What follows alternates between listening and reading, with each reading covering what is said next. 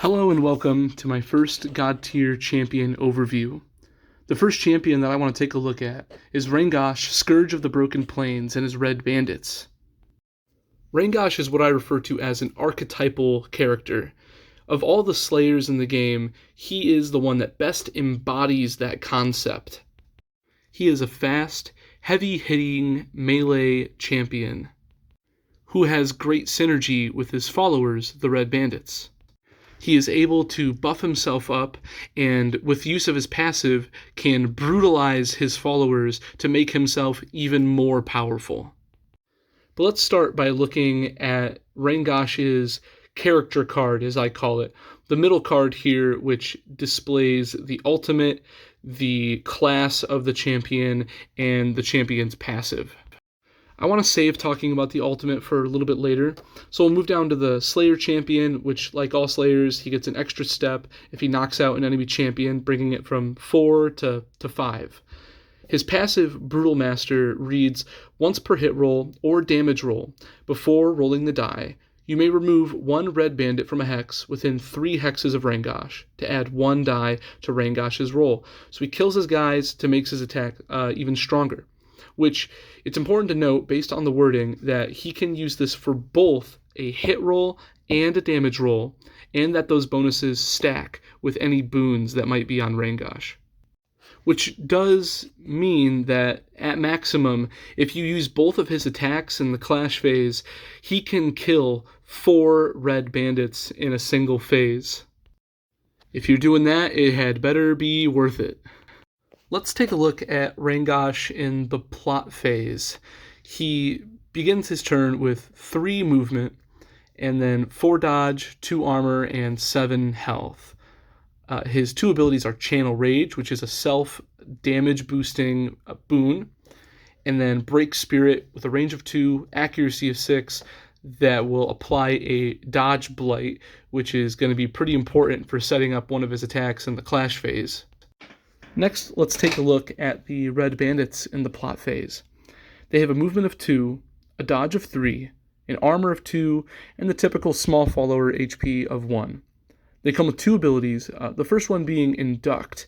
It reads, if the Red Bandits are below their maximum unit size, add 1 to a hex containing at least 1 Red Bandit. So this can be used in tandem with the normal recruit action that any follower can take in either phase, meaning that they can repopulate a bit faster than the typical follower, which is pretty useful if you are using Rangosh's passive Brutal Master, or if they're just getting taken out by other champions and followers. Their second ability is one of my favorite follower abilities in the game. It's Ambush. Has a very useful hit effect. Target gains 1 wound. It has an accuracy of 3 if there's just 1 in a hex, 4 if there's 2 in a hex, and accuracy 5 if there's 3 in a hex. This damage, 1 wound, is actually very consistent and very nice to have that guarantee, regardless of the armor of the target, they can take him out. Quartzlings, snipe them down with ambush. Rodri, put a wound on him. Mournblade, bully the shit out of him. Ambush is incredibly effective, and the fact that they can use it in the plot and the clash phase makes it very kind of dangerous, especially for softening up a target for Rangosh or what have you. But Ambush is one of my favorite abilities in how consistent it is. It is made even more consistent by the Red Bandits' passive, Stolen Treasure. If the Red Bandits cause an enemy model to gain a wound when they use a skill action, they may gain 1 boon of your choice.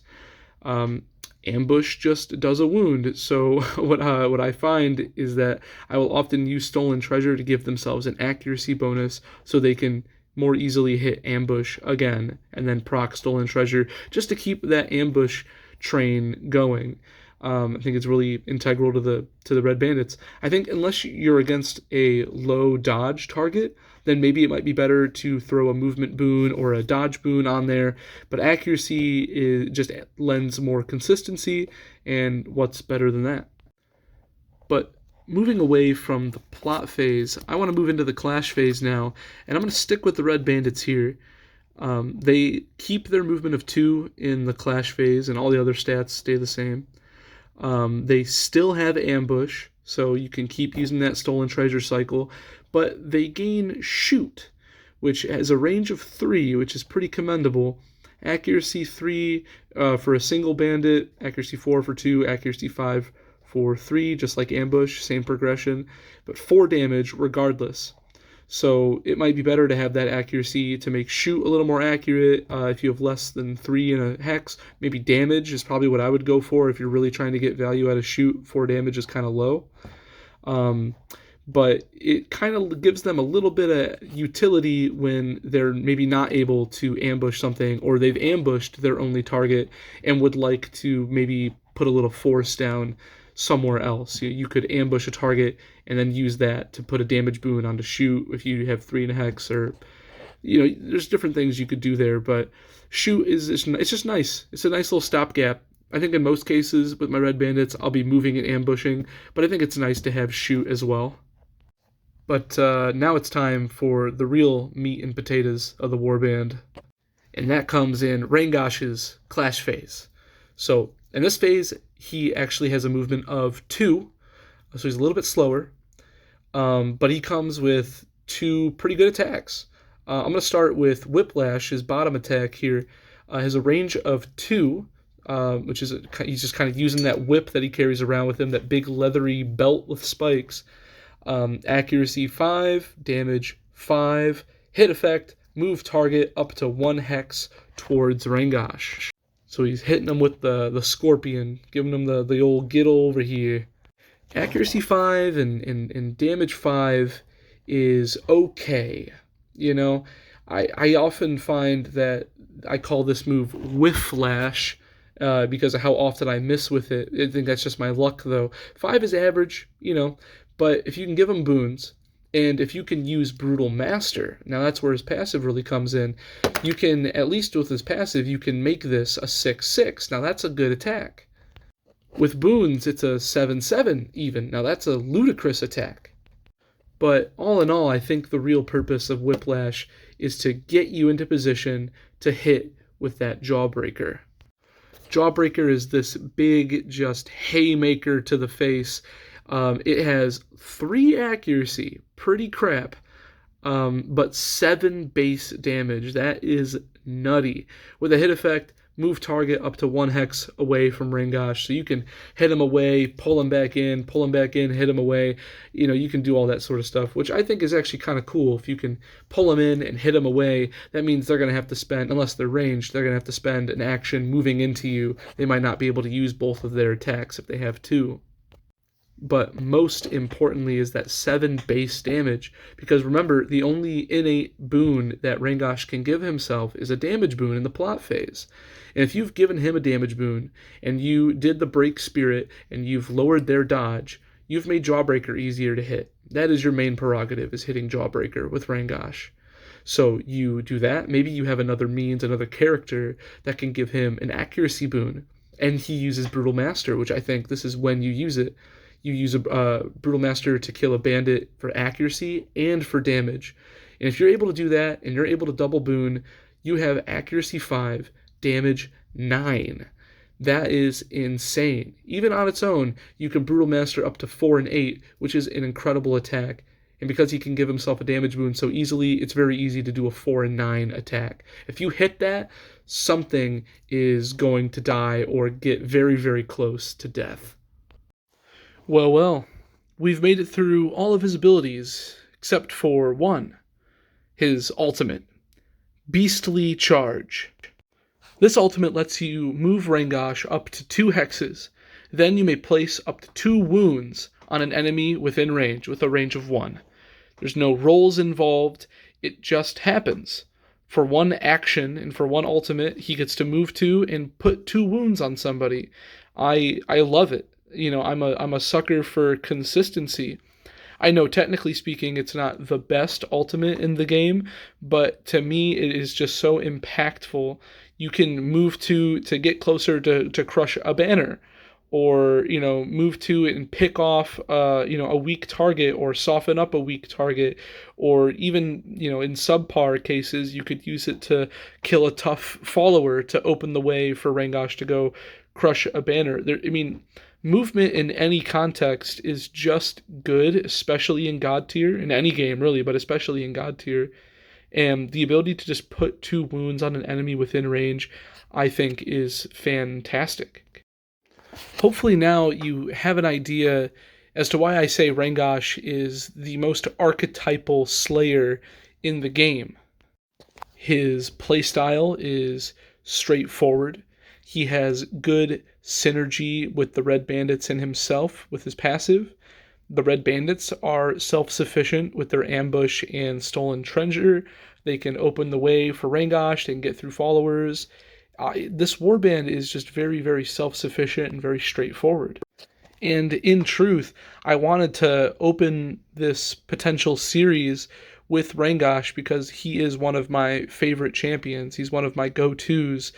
I love his aggressive playstyle, and I try to bring other champions that complement that playstyle as well.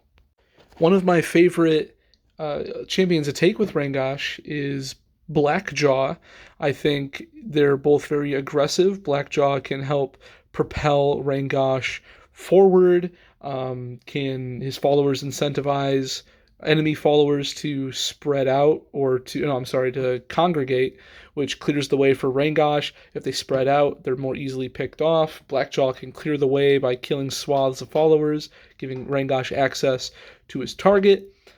And as a different ally option, even though I haven't had the chance to play her yet, Kai Lin really has me excited because she can help again move champions a little bit further along, and that's again, movement is so important, positioning is so vital, and so I think together with Kai Lin, Rangosh, and maybe even Blackjaw there, because I play I think Kai Lin is more of a Slayer than a Maelstrom, truth be told. So if you've got that the Slayer Maelstrom hybrid, and then probably the most archetypal Maelstrom in the game in Blackjaw, I think that's a pretty solid aggressive foundation that I think you can have a lot of fun with.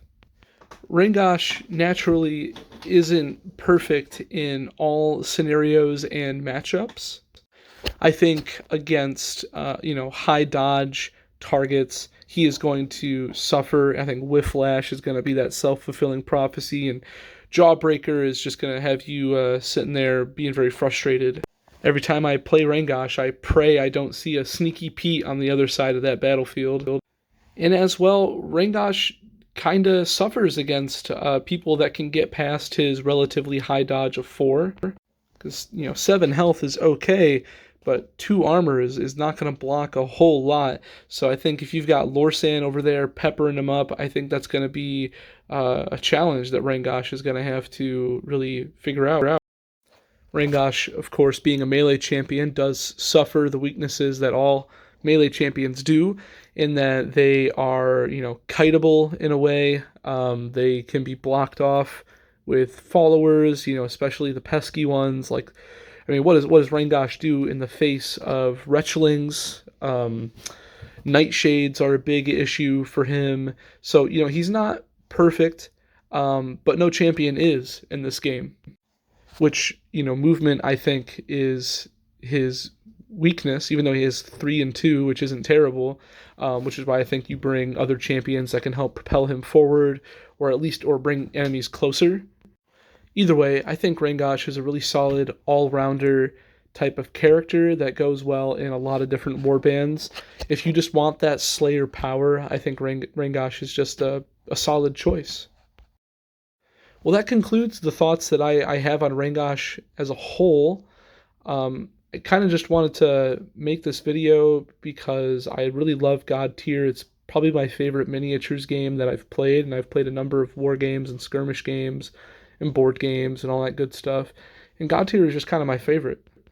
And I find the discussion, at least on YouTube, I find videos to be kind of lacking when it comes to tactics. I know there's one guy out there, I think it's Wargamer Fritz, I think that's his name. He makes videos about Godtear, and they're pretty informative.